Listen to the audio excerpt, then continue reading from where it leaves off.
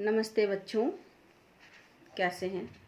आशा करती हूँ कि आप सभी निरंतर अध्ययन कर रहे हैं और करना भी चाहिए, क्योंकि अवकाश का सदुपयोग करना ही वास्तविक विद्यार्थियों की पहचान होती है। कक्षा अध्ययन के अलावा इस वीडियो के माध्यम से आप सभी को विषय जानकारी देना आवश्यक है, ताकि आप को समय समय पर विषय की जानकारी देने से आप विषयांतर नहीं हो पाएंगे। शुरू करने से पहले बताना चाहेंगे कि आपको आज किस विषय पर अध्ययन कराना चाह रहे हैं, अध्यापन कराना चाह रहे हैं। पेपर 3 कोर्स 3 में लर्निंग एंड टीचिंग शिक्षण अधिगम में यूनिट 5 में गाइडेंस एंड काउंसलिंग के बारे में आपको जानकारी देना चाह रहे हैं। निर्देशन एवं परामर्श गाइडेंस और काउंसलिंग में है definition and meaning, differences between guidance and counselling, निर्देशन एवं परामर्श में अंतर। इसी में आगे है types of guidance, personal, education, vocational. इसके साथ है aims, need, techniques and the role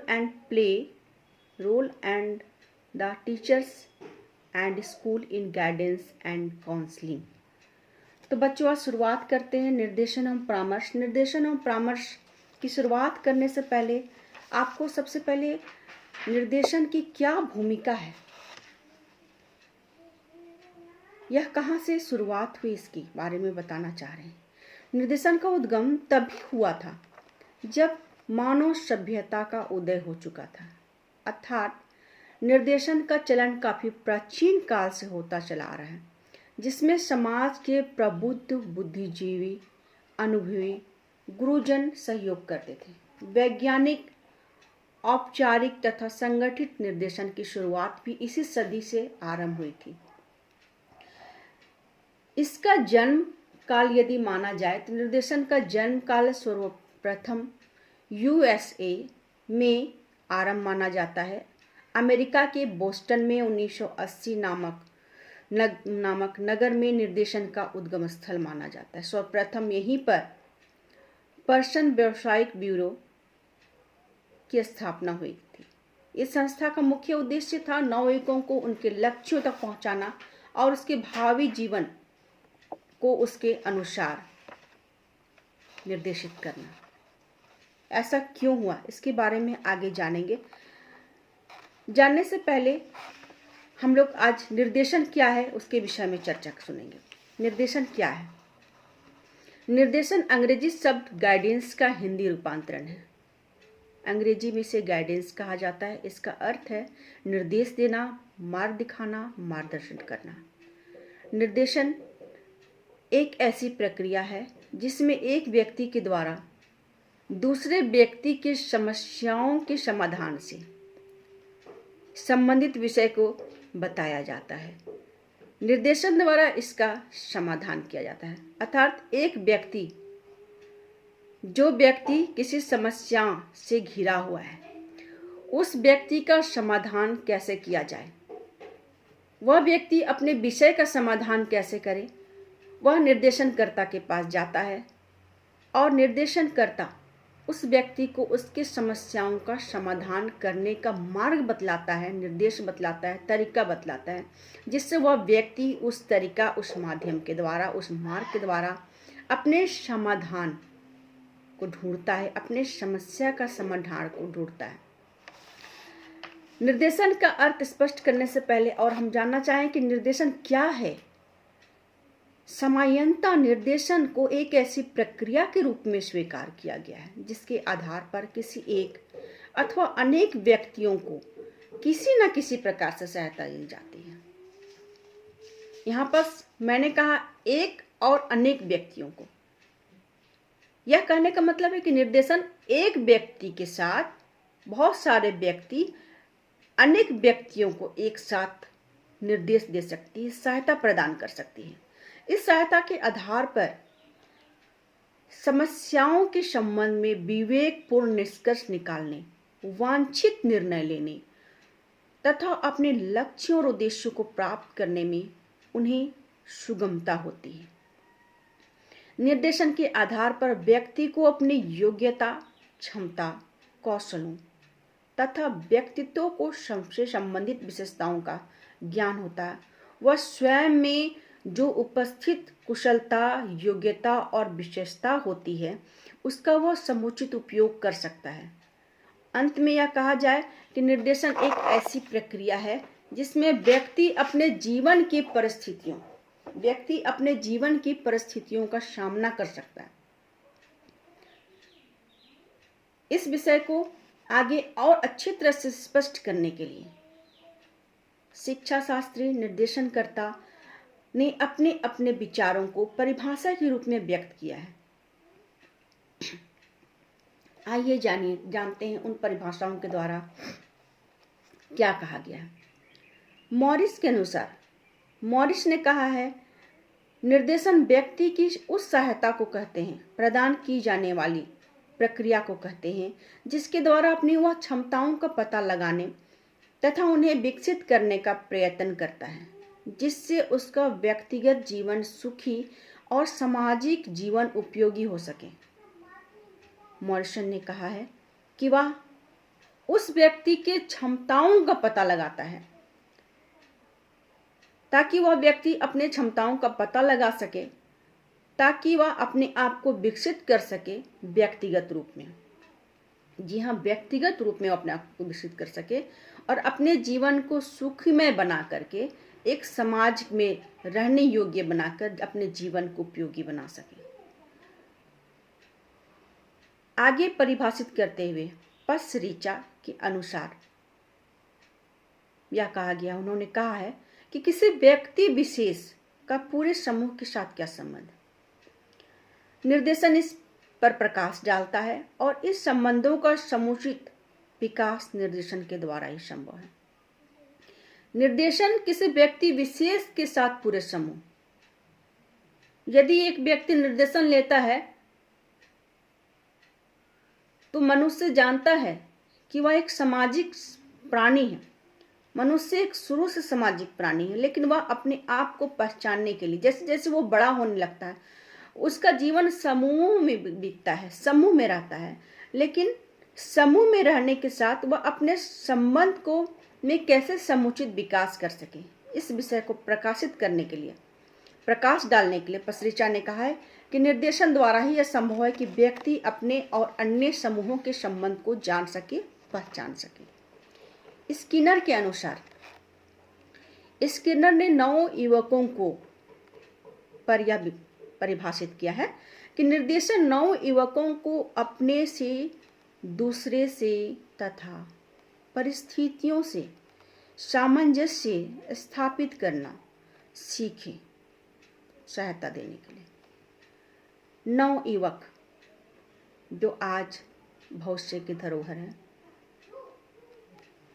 उसके सामने वर्तमान में ऐसी विकट परिस्थितियां उत्पन्न हो रही है जिसे वे भटक जाते हैं, अपने भविष्य में उचित निर्णय नहीं ले पाने की वजह से परिस्थितियों में उलझ जाते हैं। स्किनर ने इसके लिए परिभाषित किया है कि 9 युवकों को निर्देशन देना आवश्यक है ताकि वह अपने परिस्थितियों का सामना कर सके और सीखे,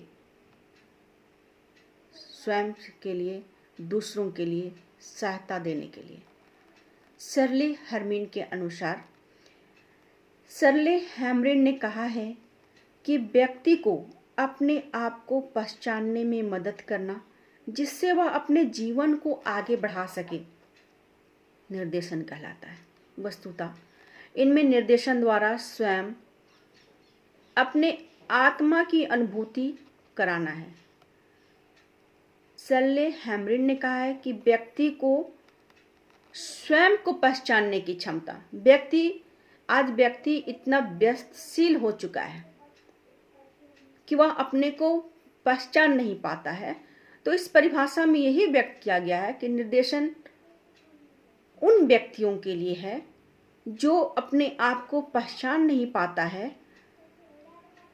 ताकि निर्देशन द्वारा वह व्यक्ति अपने आप को पहचान सके और अपने अनुभूति को पहचान सके और अपने जीवन में आगे बढ़ सके। आगे चर्चा करते हैं बाकर और मेहंदी के द्वारा। बाकर मेहंदी के अनुसार निर्देशन एक ऐसी प्रक्रिया है जिसके द्वारा किसी व्यक्तित्व का संपूर्ण विकास किया जाता है। अर्थात किसी व्यक्ति के व्यक्तित्व का संपूर्ण विकास किया जाता है। व्यक्तित्व मतलब कि उसके पूरे व्यक्ति, उसकी कुशलता, उसकी क्षमताओं, उसकी योग्यताओं का विकास किया जाता है ताकि वो व्यक्ति समाज में अपना योगदान दे सके। आज के समाज में यह निश्चित है कि युवा सामने आए और समाज के निर्माण में अपना भागीदार दे सके, अपना भाग दे सके। कहने का तात्पर्य है कि समाज के निर्माण में अपना योगदान दे सके। बाकर मेहंदी के अनुसार यह कहा गया है। ब्राउन के अनुसार उन लोगों के लिए परिभाषा व्यक्त किया गया है जो महाविद्यालय में प्रवेश करते हैं। उन्होंने कहा है कि महाविद्यालय में निर्देशन सेवाओं का उद्देश्य नए आने वाले छात्राओं को महाविद्यालय के वातावरण से परिचित कराना, नए शैक्षिक वातावरण में उनके समायोजन में मदद करना तथा भविष्य की शिक्षा योजना बनाने में उसकी सहायता करना और भविष्य में उसके लिए क्या क्या शैक्षिक विकल्प हो सकते हैं और क्या रोजगार हो सकते हैं, उन सबों में उसकी मदद करना। ब्राउन ने अपने परिभाषा में यह कहा है कि जब युवक अपने जीवन की शुरुआत करने, अपने जीवन में आगे बढ़ने के लिए अपने शैक्षिक विषयों को लेकर के किस प्रकार आगे बढ़ सकते हैं, वे अपने शैक्षिक विषयों का चुनाव किस प्रकार कर सकते हैं ताकि वह शैक्षिक विषय उसके जीवन, उसके लक्ष्य तक पहुंचा सके। और शैक्षिक विषय में अनेक विकल्प होते हैं, कला, विज्ञान, वाणिज्य। इन तीनों में के अंतर्गत अनेक विषय ऐसे आते हैं जो विद्यार्थियों का भविष्य निर्धारित करते हैं और विद्यार्थी इसी को लेकर के असमंजस की स्थिति में रहता है और उसका समाधान चाहता है। ब्राउन ने इसी समाधान के विषय में कहा है। रुथ स्ट्रैंग ने परिभाषित किया है कि निर्देशन एक ऐसी प्रक्रिया है जिसके द्वारा व्यक्ति, एक व्यक्ति के बारे में नहीं, प्रत्येक व्यक्ति को खोजने, अपने प्रयासों द्वारा खोजने, स्वयं की क्षमताओं को विकसित करने हेतु सहायता प्रदान की जाती है। स्वयं की क्षमताओं को कैसे विकसित किया जाए, इस विषय में रुथ स्ट्रैंग ने कहा है कि वह व्यक्ति अपने स्वयं की क्षमताओं को पहचान करके स्वयं को विकसित कर सके। आगे परिभाषित करते हुए हसबैंड ने कहा है कि निर्देशन व्यक्ति को उसके भावी जीवन की तैयारी हेतु, व्यक्ति को भावी जीवन की तैयारी हेतु और समाज में उसे स्थान दिलाने के लिए, फिट बनाने के लिए आवश्यक है। कैसे वह भावी जीवन में व्यक्ति अपने को समाज में फिट बना सकता है, उसके लिए एक तैयारी है। तो ये सभी रहे निर्देशन की परिभाषा। निर्देशन की परिभाषाओं में हम यह निष्कर्ष निकाल सकते हैं यदि विवेचना के रूप में, तो कहा जा सकता है सबसे पहले तो निर्देशन एक व्यापक शब्द है जिसका उद्देश्य सभी व्यक्तियों की सभी प्रकार की परिस्थितियों में मदद करना, जबकि परामर्श निर्देशन प्रदान करने की कलाओं में एक है। इस प्रकार से निर्देशन व्यक्ति के निर्देशन मानसिक शारीरिक योग्यताओं को परिचित कराना ताकि निर्देशन के द्वारा प्रत्येक समस्याओं का समाधान किया जा सके। आगे चर्चा करते हैं। निर्देशन के साथ परामर्श भी जुड़ा हुआ है। निर्देशन एवं परामर्श, जिसके बारे में हमने चर्चा की है, दोनों एक सिक्के के दो पहलू हैं। तो परामर्श क्या है? परामर्श वह है जो बालकों और युवाओं की समस्याओं के समाधान हेतु, ध्यान से सुनिएगा, बालकों और युवाओं की बात कर रही हूं, बालकों और युवाओं की समस्याओं के समाधान हेतु किसी प्रकार की वैज्ञानिक राय की आवश्यकता होती है। ये राय या सुझाव परामर्श कहलाते हैं। जैसे नैदानिक परामर्श हो सकता है, मनोवैज्ञानिक परामर्श हो सकता है, छात्र का परामर्श हो सकता है, धार्मिक परामर्श हो सकता है, सामाजिक परामर्श हो सकता है, शैक्षिक परामर्श हो सकता है, व्यावसायिक परामर्श हो सकता है, वैवाहिक परामर्श हो सकता है, व्यक्तिक और सामूहिक परामर्श हो सकता है। तो परामर्शकर्ता होते हैं वे अपने विषय के विशेषज्ञ होते हैं जो परामर्श देते हैं। वे परामर्श किस प्रकार से देते हैं? वे परामर्श देते के समय उसमें क्या देखा जाता है और परामर्श से क्या तात्पर्य है, इसको आगे हम विस्तृत रूप से समझते हैं। वास्तव में परामर्श का अर्थ है कि आमने सामने, जैसे इस वक्त मैं आपके सामने हूँ, आप मेरे सामने हैं, आप मुझे देख रहे हैं, आप मुझे सुन रहे हैं। आमने सामने बैठकर पूछताछ करना, पारस्परिक तर्क वितर्क करना अथवा विचारों का आदान प्रदान करना, जो परामर्श देने वाले या परामर्श देने वाले के बीच होता है। यहाँ दो की चर्चा की गई है, यानी दो व्यक्ति, एक देने वाला, एक लेने वाला, दो व्यक्तियों के बीच में यह परामर्श होती है। वास्तव में परामर्श एक प्रकार का विशेष निर्देशन होता है, और यह उन जटिल परिस्थितियों में ही इसका प्रयोग किया जाता है जब कोई व्यक्ति की कोई जटिल मनोवैज्ञानिक समस्याएं होती हैं। जिससे उसका संपूर्ण व्यक्तित्व प्रभावित होता है। ध्यान से सुनिएगा, इस बात को मैं फिर से कह रही हूं। वास्तव में परामर्श एक विशेष प्रकार का निर्देशन है, और यह उन दो व्यक्तियों के बीच में होती है, यानी परामर्श उन दो व्यक्ति, यानी एक व्यक्ति और दूसरा परामर्शकर्ता के रूप में होती है। उन जटिल परिस्थितियों में ही इसका प्रयोग किया जाता है जब कोई व्यक्ति जो परामर्श लेता है, उस व्यक्ति को हम उपबोध्य के नाम से भी जानते हैं। इसलिए मैं उपबोध्य की यदि चर्चा करूं तो आप विचलित ना हो जाए, विस्मित ना हो, क्योंकि जो व्यक्ति परामर्श लेता है वह उपबोध्य कहलाता है। वह व्यक्ति कोई जटिल मनोवैज्ञानिक समस्या से ग्रसित हो, जिससे उसका संपूर्ण व्यक्तित्व प्रभावित होता दिखता है। इसका उपयोग व्यक्ति की व्यक्तिगत समस्याएं, जैसे व्यक्तिगत समस्याएं क्या हो सकती हैं? अवास्तविक आत्मबोध, सामाजिक कुसमायोजन, स्वयं के मूल्यांकन में समस्या, वह व्यक्ति स्वयं में मूल्यांकन नहीं कर पा रहा है कि उसे क्या करना चाहिए, क्या करेगा, कैसे करेगा, कब करेगा। उनके सामने बहुत सारे प्रश्न मन में उठते जाते हैं, जिस पर वह विचलित होता जाता है। वास्तविक स्व और आदर्श स्व के मध्य अंतर को समाप्त करने में सहायता।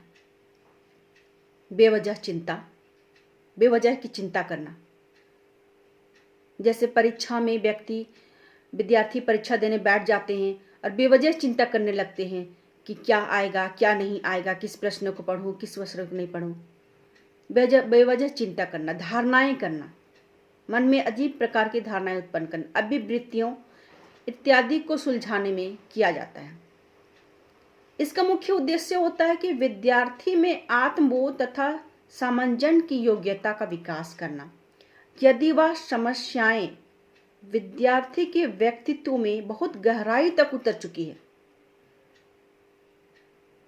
बहुत गहराई तक उतर चुकी है, तो वह मामूली समस्याएं नहीं होती, बहुत गहराई तक उतर चुकी है, तो वह इन समस्याओं का समाधान हेतु पूर्णतया एक प्रशिक्षित एवं कुशल मनोवैज्ञानिक की आवश्यकता पड़ती है। प्रशिक्षित और कुशल मनोवैज्ञानिक, इसे ही हम लोग काउंसलर कहते हैं, यानी परामर्शदाता कहते हैं। आवश्यकता पड़ती है जो कि विद्यार्थी को इन समस्याओं से छुटकारा पाने में मदद दे सके और ये समस्याओं में मनोवैज्ञानिक सहायता प्रदान कर सके। यह परामर्श है। परामर्श को और अधिक स्पष्ट करने के लिए हम लोग जानेंगे कि परामर्श के किन परिभाषाओं द्वारा इसे और अधिक स्पष्ट किया गया है और वह परिभाषा क्या है, किस प्रकार से है, कैसे निर्धारित किया गया है। तो परिभाषाओं को स्पष्ट करने के लिए हम लोग जानेंगे सबसे पहले जोन्स के अनुसार जोन्स ने क्या कहा है। परामर्श निर्देशन की एक तकनीक है जो व्यक्ति को संतोषजनक और सफल जीवन व्यतीत करने के लिए अपने आप को, अपनी योग्यता को और विशेषताओं को, अपने वातावरण को एवं अवसरों, आशाओं को समझने में सहायता देने का प्रयास करती है। अपने आप को, व्यक्ति को संतोषजनक, क्योंकि व्यक्ति अपने जीवन में संतोष कम होता है, असंतोष ज़्यादा होता है। इसलिए व्यक्ति को अपने जीवन में संतोषजनक, उसे अपने आप को, अपनी योग्यताओं को, अपनी विशेषताओं को सामाजिक वातावरण में, पारिवारिक वातावरण में, शैक्षिक वातावरण में रहने के लिए, सामंजस्य होने के लिए उसे सहायता देती है। इसी क्रम में आगे बढ़ते हैं परामर्श की अगले परिभाषा में। स्टेफलर के अनुसार उन्होंने कहा है कि परामर्श प्रशिक्षित परामर्शदाता तथा विद्यार्थी के मध्य एक व्यावसायिक संबंध है, लेकिन कभी कभी इनमें दो से ज़्यादा व्यक्ति भी हो सकते हैं। इनकी संरचना इस प्रकार से की जा सकती है कि उपबोध्य को सहायता प्राप्त हो सके। उपबोध्य को किस प्रकार से सहायता प्राप्त हो सके? वो विद्यार्थी को, दो या दो से अधिक व्यक्ति होते हैं, उसके जीवन में जो व्यक्तिगत संरचनाएं होती हैं उसके बारे में निदान करके। रैंड के अनुसार, रैंड ने अपने परिभाषाओं में परिभाषित किया है कि परामर्श दो लोगों के मध्य एक ऐसा सतत गतिशील एवं उद्देश्यपूर्ण संबंध है। गतिशील यानी डायनेमिक, गतिशील एवं उद्देश्यपूर्ण संबंध है जिसकी प्रक्रिया विद्यार्थी को आवश्यकता अनुसार बदलती रहती है, लेकिन इस प्रक्रिया का मुख्य उद्देश्य पारस्परिक संबंध द्वारा विद्यार्थी को आत्मबोध तथा आत्म संयम का ज्ञान कराना आवश्यक है। इन्होंने भी कहा है कि परामर्श दो लोगों के मध्य का वह वार्तालाप है कि व्यक्ति का जीवन, उसके उद्देश्य, उनकी गतिशीलता को जागृत करना, यह परामर्श का उद्देश्य है। अगला परिभाषा है रोजर के अनुसार। रोजर ने क्या कहा है? परामर्श को परामर्शदाता तथा विद्यार्थियों के मध्य विचारों को आदान प्रदान करने का एक ऐसा क्रमबद्ध विचार है जिसके द्वारा विद्यार्थी अपने अभिवृत्तियों और व्यवहारों में परिवर्तन ला सके।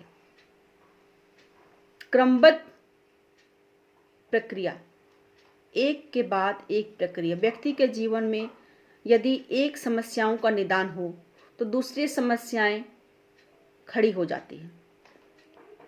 इस समय यदि व्यक्ति स्वयं में मानसिक नियंत्रण नहीं कर पाता है तो वह अपने मानसिक संतुलन को खोने योग्य भी बन जाता है, और इस संतुलन का निदान और खोने योग्य के बीच का जो समय होता है। ऐसे क्रमबद्ध प्रक्रिया में व्यक्ति को परामर्श की आवश्यकता पड़ती है और वह परामर्शदाता के पास जाता है और अपने व्यवहारों में परिवर्तन ला सकता है। यह रोजर के अनुसार परिभाषा में व्यक्त किया गया। आगे हम चर्चा करते हैं शॉर्ट रोम तथा ब्रेमर के अनुसार। शॉर्ट रोम तथा ब्रेमर, ये नाम आपको ध्यान रखने हैं, क्योंकि जब परिभाषाएं आप देंगे तो ये नाम के साथ में देना होगा। यह एक स्व समायोजन की प्रक्रिया है जिसके अंतर्गत विद्यार्थियों को स्वनिर्देश, स्वानुशासित की जिम्मेदारी वहन करने में मदद मिलती है। जी हाँ, स्व से संबंध है सेल्फ, यानी खुद का।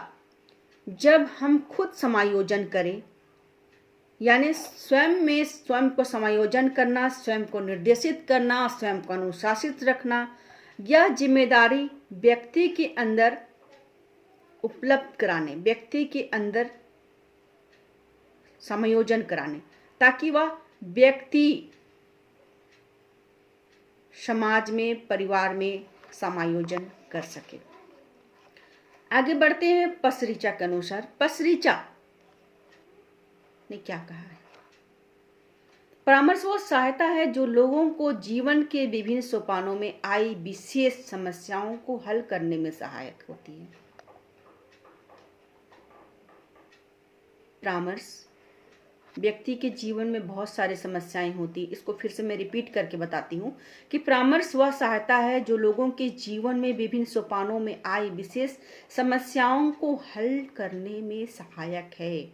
व्यक्ति के जीवन में बहुत सारी ऐसी समस्याएं होती है। व्यक्ति की व्यक्तिगत, आर्थिक, सामाजिक, शारीरिक, मानसिक बहुत सारी समस्याएं होती है जिसको परामर्शदाता के द्वारा हल किया जाता है। वह समस्याएं एक प्रकार से साधारण होती है। जब वह समस्याएं एक प्रकार से असाधारण तक प्रतीत होती है तो वह समस्याएं गंभीर होती जाती है, तो वह उस व्यक्ति को परामर्शदाता की ओर लिया जाता है। जैसे एक एग्जाम्पल है कि एक विद्यार्थियों को विद्यालय नामांकन के लिए अभिभावक के द्वारा कुछ जो नामांकन फीस है वो दिया जाता है, लेकिन वो पूरे नामांकन फीस जमा ना करके आधे नामांकन फीस वह अपनी कुछ मनोरंजन हेतु खर्च कर देता है। समय पर वह फीस नहीं दिए जाने की वजह से मानसिक समस्याओं से जूझता है, क्योंकि वह दोबारा अभिभावक से नहीं मांग सकता है। तो इस प्रकार से यह समस्याएं सरल ना होकर गंभीर हो जाती है, क्योंकि वह अपने समस्याओं को अभिभावकों के सामने व्यक्त नहीं कर पाता है। तो इन सभी समस्याओं का निदान कैसे हो,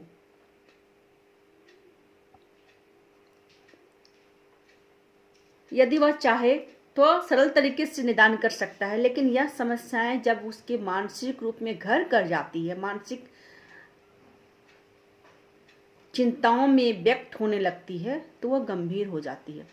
ऐसे में वह व्यक्ति अनावश्यक कदम उठाने लगता है जिससे उसे परामर्श की आवश्यकता होती है। अगला परिभाषा है गस्टैड के अनुसार। गस्टैड ने क्या कहा है? परामर्श सीखने का एक सरल एवं साधारण प्रक्रिया है। इसमें परामर्शदाता विद्यार्थियों के संपूर्ण व्यक्तित्व को ध्यान में रखते हुए करता है। कैसे करता है? यह परामर्शदाता के अनुसार है, उसे निर्देश दिया जाता है। सौ के अनुसार यह परिभाषित किया गया है। शॉ ने कहा है कि परामर्श दो व्यक्तियों के मध्य घनिष्ठ अंतर संबंध है, जिसमें एक व्यक्ति को अपने विषय प्रशिक्षण एवं योग्यता के कारण परामर्शदाता के रूप में दूसरों के द्वारा अथवा विद्यार्थियों के द्वारा पहचाना जाता है। यह आवश्यक है कि अगर कोई दूसरा व्यक्ति किसी समस्याओं से ग्रसित है तो उस व्यक्ति को विशेष प्रशिक्षण या विशेष परामर्श की आवश्यकता है, जिससे वह व्यक्ति लाभान्वित हो सके और विद्यार्थी स्वयं को पहचान सके। तो ये सभी थे परामर्श के परिभाषा। हमने निर्देशन और परामर्श के परिभाषाओं को विशेष रूप से जाना और इसमें आगे बढ़ते हुए हम चर्चा करेंगे कि निर्देशन और परामर्श में है कि यह प्रक्रिया क्या है, इसका नेचर क्या है, प्रकृति क्या है।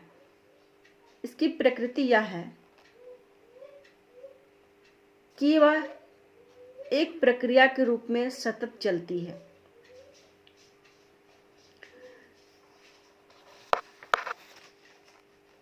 निर्देशन तथा परामर्श के उद्देश्य क्या है? व्यक्ति के जीवन में प्रत्येक व्यक्ति के जीवन में प्रत्येक कार्य किसी न किसी उद्देश्य से प्रेरित होता है। जिन कार्यों का उद्देश्य निश्चित होता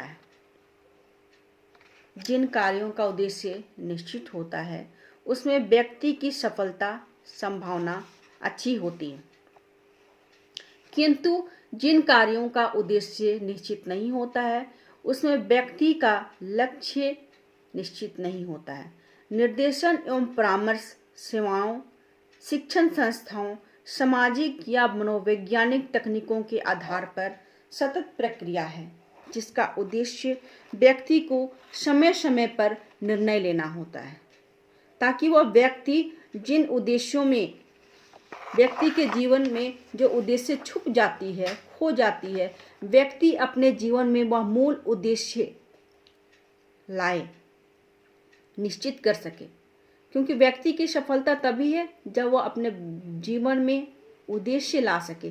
तो व्यक्ति अपने जीवन में किस प्रकार से उद्देश्य ला सके, शिक्षा आयोग द्वारा इस विषय को विशेष रूप से इस उद्देश्य को प्रकाश में लाया है कि सबसे पहले उन्होंने कहा है कि विद्यार्थियों को सही पाठ्यक्रम व विषय चुनने में सहायता प्रदान करना, यह इसका उद्देश्य है। उद्देश्य के रूप में पाठ्यक्रम में विषय चुनना। विषय वह क्या चुनेगा? जब वह प्राथमिक अवस्था में था, प्राथमिक स्तर में, माध्यमिक स्तर के विद्यालय में, उच्च स्तर के विद्यालय में, तो उसे विद्यालय के द्वारा विषय निर्धारित किए जाते थे कि आपको यह विषय पढ़ना उचित है, आवश्यक है। लेकिन जैसे जैसे माध्यमिक, उच्च माध्यमिक कक्षाओं को जब विद्यार्थी पढ़ लेता है या पढ़ते जाता है, तो वह अपने विषय के प्रति गंभीर होने लगता है और अपने उद्देश्य को ढूंढने लगता है कि किस विषय को पढ़कर मैं अपने उद्देश्य और लक्ष्य तक पहुंचूं। इसलिए विद्यार्थियों को सही पाठ्यक्रम व विषय चुनने में सहायता करना, यह उसका उद्देश्य है। विद्यार्थियों को संगत व्यवसाय में चयन तथा उनमें निपुणता प्राप्त करने में मदद करना। वह किस प्रकार के व्यवसाय को चुनेगा अपने भविष्य के लिए और अपने को निपुण बनाएगा। वास्तविक रूप में यदि वह चुनेगा कि वह एक शिक्षक बनना चाहता है, तो उसे उस विषय का विशेषज्ञ बनना पड़ेगा। विषय विशेषज्ञ मतलब कि उस विषय के बारे में जानकारी और साथ में अन्य सभी विषयों के बारे में जानकारी। यदि वह चिकित्सा के दृष्टिकोण में, चिकित्सा के क्षेत्र में जाना चाहेगा, तो चिकित्सा से संबंधित सभी विषयों के बारे में जानना पड़ेगा। उसकी नींव जो पाठ्यक्रम है, जो विषय है, उसी जगह से उसे शुरू की जाएगी और उसी जगह से वह अध्यापन शुरू करेगा और अपना उद्देश्य उसी जगह से बनाएगा। विद्यार्थियों को विद्यालय में, अगला उद्देश्य है कि विद्यार्थियों को विद्यालय में, घर में तथा समाज में समायोजन करने में सहायता प्रदान करना। विद्यार्थी अपने लक्ष्य और उद्देश्यों को निर्धारित करने के लिए विद्यालय, समाज और घर में समायोजन करने में सहायता करना, यह बहुत आवश्यक है। अगला है विद्यार्थियों को उनके व्यक्तित्व के सभी आयामों का उच्चतम स्तर पर विकास करने में मदद करना। अर्थात क्या है कि विद्यार्थियों को मानसिक, शारीरिक, संवेगात्मक, नैतिक, आध्यात्मिक विकास में मदद करना। शिक्षा आयोग द्वारा यह उद्देश्य को निर्धारित किया गया है कि विद्यार्थियों के शारीरिक, मानसिक, संवेगात्मक, नैतिक और आध्यात्मिक विकास करने में मदद करना, ताकि वह उच्चतम स्तर तक अपने को विकास में ले सके। ये थे शिक्षा आयोग के महत्वपूर्ण 4 उद्देश्य जो शिक्षा आयोग के द्वारा निर्धारित किए गए। इसके अलावा निर्देशन और परामर्श के कुछ अन्य उद्देश्य हैं जिसके बारे में मैं चर्चा कर रही हूँ। छात्रों को उनकी संवेगात्मक समस्याओं को हल करने में मदद करना। संवेगात्मक क्या है? इमोशनल, जिसे अंग्रेजी में हम इमोशनल कहेंगे। इमोशनल में क्या है? भय, खुशी, चिंता, दुख, ये सभी संवेगात्मक मूलभूत हमारे शारीरिक संबंध, मानसिक से शारीरिक से जुड़े हुए रहते हैं। इससे निकालने में, जैसे हम किसी से बात करते हैं या कक्षा में शिक्षक द्वारा प्रश्न पूछा जाता है और छात्र संकोच में रहते हैं कि मैं इसका उत्तर दूं ना दूं, या उस विद्यार्थी का क्या कारण है, या उस विद्यार्थी का क्या संवेग है, क्या संवेगात्मक पहलू। उस विद्यार्थी का संवेगात्मक पहलू यह है भय। वह विद्यार्थी डर जाता है, हालांकि उसके पास उस विषय, उस प्रश्न का उत्तर सही होने के बावजूद वह विद्यार्थी डर जाता है कि यदि वह भयभीत हो जाता है कि यदि मैं बोलूं और गलत हो गया तो शिक्षक ने मुझे डांट पड़ेगी, शिक्षक मुझे दंड देंगे। उसे चिंता सताने लगती है। और जब शिक्षक परेशानी, यहाँ पर हम चर्चा इस विषय को फिर से करना चाहेंगे, इसे मैं स्पष्ट कर दूं कि छात्रों में उसकी संवेगात्मक समस्याओं को हल करने में मदद करना, जिसमें चिंता, परेशानी, थकान इत्यादि उनकी सफलता और उन्नति के रास्ते में रुकावट होता है। परेशानी कब होती है विद्यार्थियों को? जब कक्षा में शिक्षक पठन अध्यापन कार्य कराने के साथ कक्षा कार्य देते हैं, तब विद्यार्थियों में चिंता होने लगती है कि वह अब तो उस स्टेज में है कि अभी मुझे वह कार्य को करना है। यदि क्लास वर्क दिया जाए तब उसका ध्यान चिंता में रहता है, परेशानी में रहती है, और अपना ध्यान वो लगाता है कि हे भगवान घंटी बजा दे, घंटी बजा दे, या क्लास समाप्त हो जाए, कि कक्षा कार्य बीच में रुक जाए और मैं इस भय, चिंता और परेशानी से मुक्त हो जाऊं। यह चिंता विद्यार्थियों के मन में सताने लगती है। अगला उद्देश्य यह है, ऐसे उद्देश्य को सफलता और उन्नति ना बन जाए, इसीलिए निर्देशन एवं परामर्श द्वारा विद्यार्थियों को सुझाव दिए जाते हैं।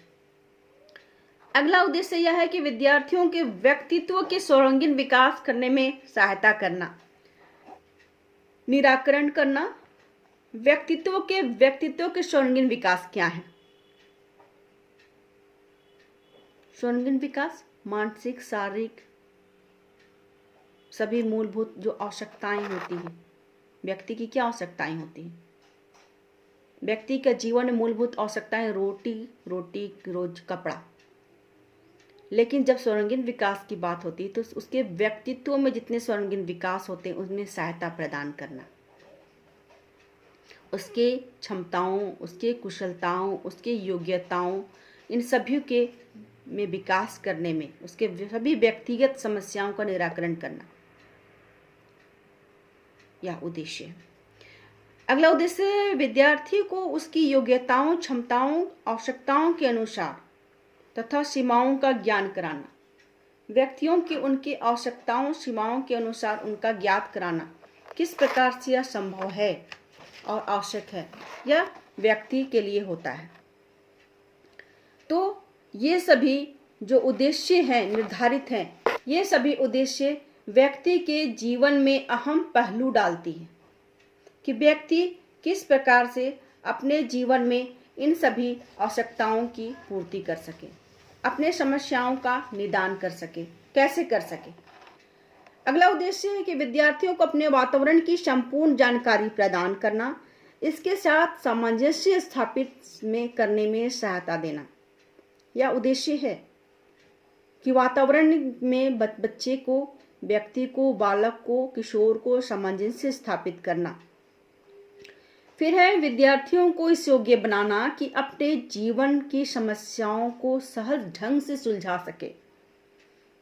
सहज ढंग से सुलझा सके कि जीवन में ऐसी बहुत सारी परिस्थितियां आती हैं जिसमें वह स्वयं अकेला पड़ जाता है और निर्णय स्वयं को लेना होता है। इस समय वह संकोचित हो जाता है कि मैं इस वक्त क्या निर्णय लूं।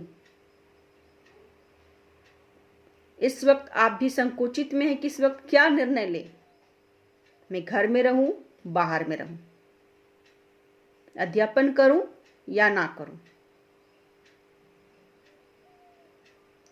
तो यह समस्याएं, व्यक्ति के जीवन में समस्याएं होती हैं बहुत सारी, इसका निदान किया जाना चाहिए।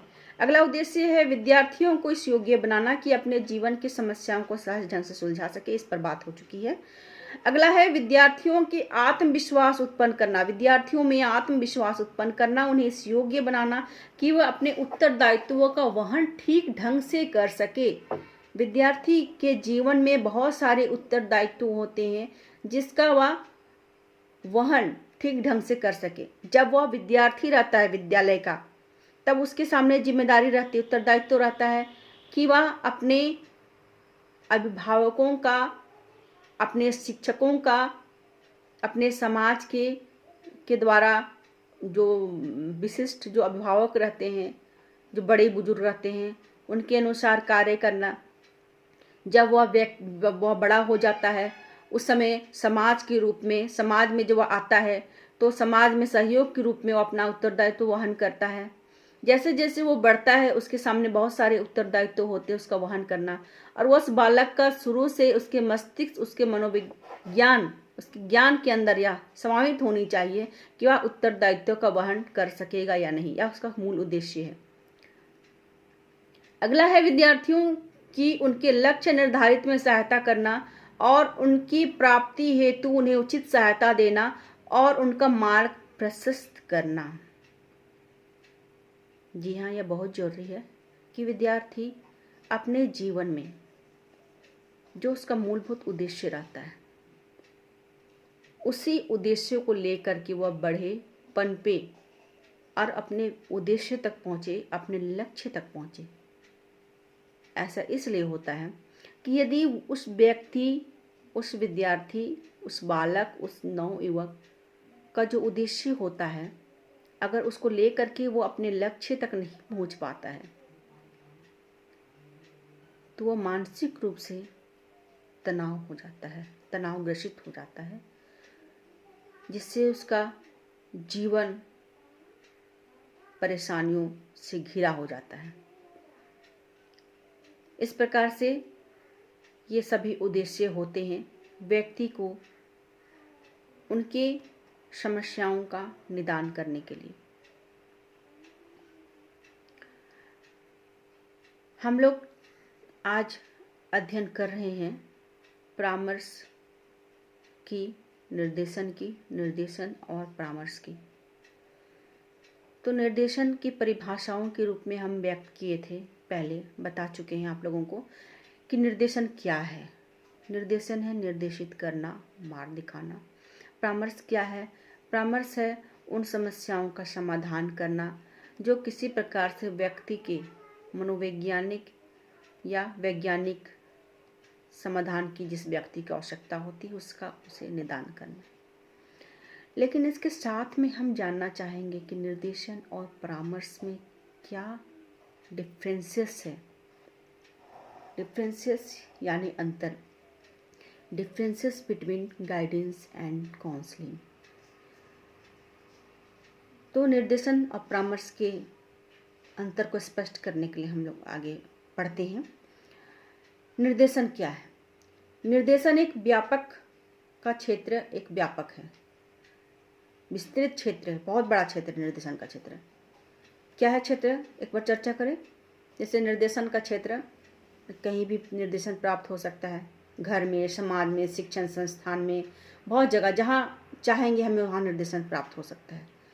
लेकिन परामर्श क्या है? परामर्श निर्देशन का एक भाग है।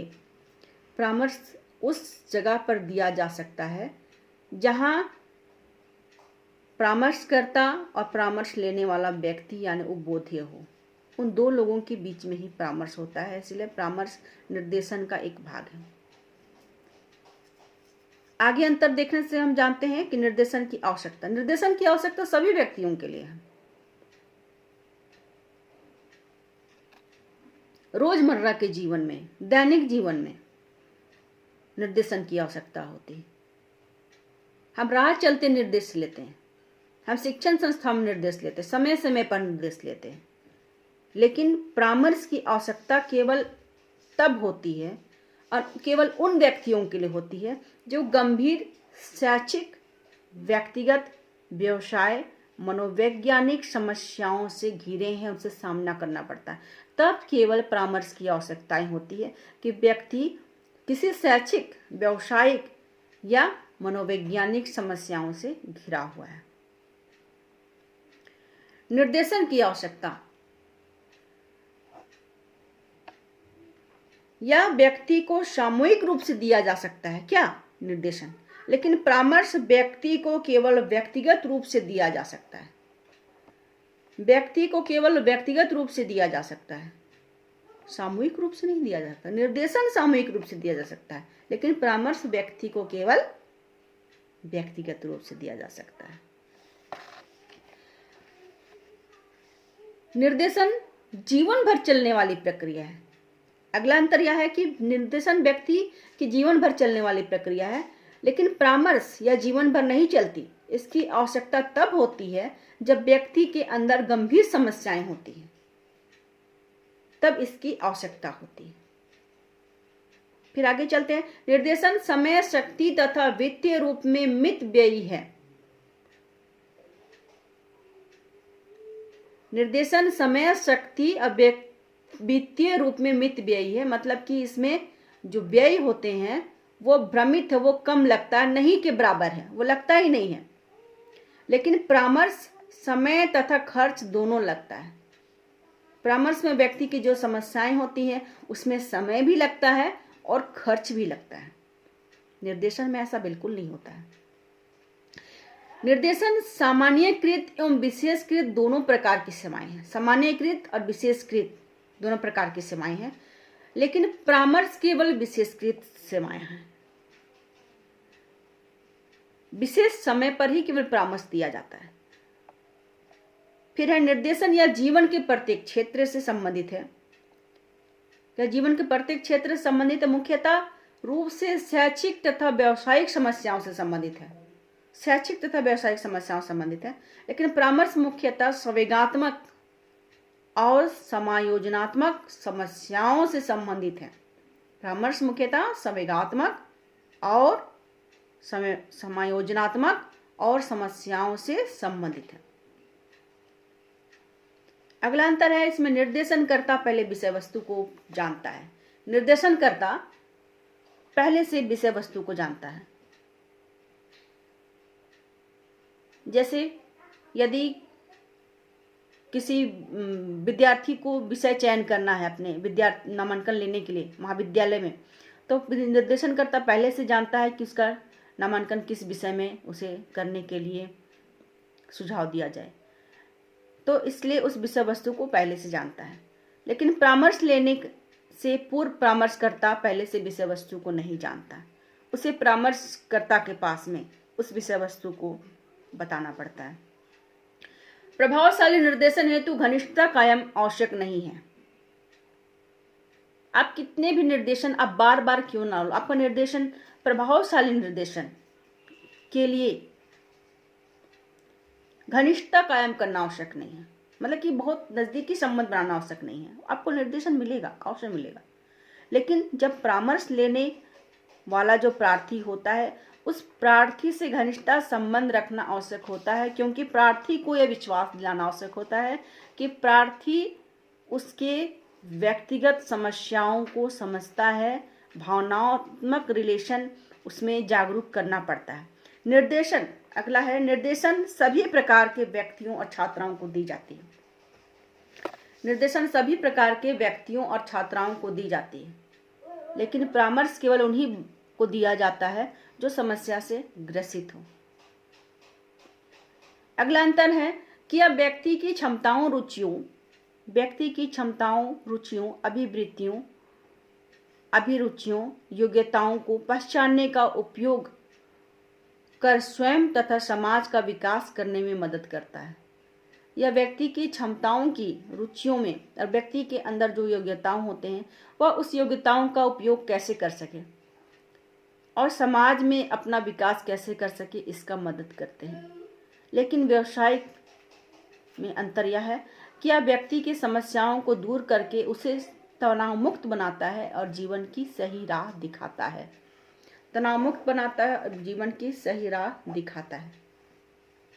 कहने का तात्पर्य है कि व्यक्ति के जीवन में जो भी समस्याएं होती हैं उसे वह व्यक्ति उसका समस्याओं और तनाव मुक्त दिखाता है। क्यों, कैसे दिखाता है, इसे फिर से स्पष्ट करते हैं कि जब व्यक्ति परामर्श लेता है, परामर्श लेने के समय में वह व्यक्ति अपने जीवन के उन समस्याओं से जूझता है, चाहे वह उसका व्यक्तिगत हो, सामाजिक हो एवं व्यवसायिक हो, और वह व्यक्ति केवल एक परामर्शदाता के द्वारा ही उसका निराकरण किया जा सकता है, उसके समस्याओं का निराकरण किया जा सकता है। तो वह व्यक्ति अपने समस्याओं को दूर करने के लिए, तनाव मुक्त होने के लिए परामर्शकर्ता की ओर जाता है और वह व्यक्ति अपने को यह दिखाता है कि वह केवल परामर्शदाता के ऊपर ही समर्पित है और वही उसका निराकरण कर सकेंगे। इसलिए परामर्शदाता उसके हर उस पहलू पर उसका सहयोग देता है और सबसे पहले तो उसे चिंता मुक्त करता है, तनाव मुक्त करता है, तभी उसके बाद उसके जीवन की सही राह दिखाता है। तो बच्चों, आज के समय में इतना ही अध्यापन करेंगे, क्योंकि आज जो भी मैंने बताया आप उसका विषयवर जो नोट्स हैं, जो कक्षा में लिखाए गए हैं, जो पुस्तकें हैं, उसके द्वारा आप अध्ययन कीजिए और समय समय पर इस विषय को आगे मैं आप लोगों को बताते जाऊंगी, रिकॉल कराते जाऊंगी, ताकि प्रत्येक समय पर प्रत्यय स्मरण कराते समय, रिकॉल कराते समय आपको वह पढ़े हुए तथ्य, पढ़े हुए सभी अध्यापन आपको पुनः रिकॉल हो जाएंगे, पुनः प्रत्यय स्मरण हो जाएंगे। और जैसे देखा जाए तो आप जब उस विषय को आप अपने जीवन में ढाल सकते हैं, उस विषय में आप आगे बढ़ सकते हैं, उस विषय को जब परीक्षा में दे सकते हैं तो अच्छी तरह से आप उसका उत्तर दे सकते हैं और उस विषय को आप हमेशा के लिए जीवन में उपयोग कर सकते हैं। ऐसा इसलिए क्योंकि आज विद्यालय में निर्देशन और परामर्श की अति आवश्यकता हो गई है। आप देख रहे हैं जिस प्रकार का वातावरण है, जिस प्रकार का वर्तमान समय गुजर रहा है, इस समय में सबसे ज़्यादा मांग है निर्देशनकर्ता, परामर्शदाता की। या इसीलिए आवश्यक है कि आप उस योग्य अध्यापन करने के साथ आप उस योग्य भी बने, एक उस योग्य व्यक्ति का भी निर्माण कर सके, अपने व्यक्तित्व का निर्माण कर सके, जिससे आप दूसरों को उनके लाभ देने के योग्य बन सके, ताकि व्यक्ति आपके विचारों द्वारा, आपके सुझाव द्वारा अपने जीवन को सही रास्ते पर ले सके। धन्यवाद।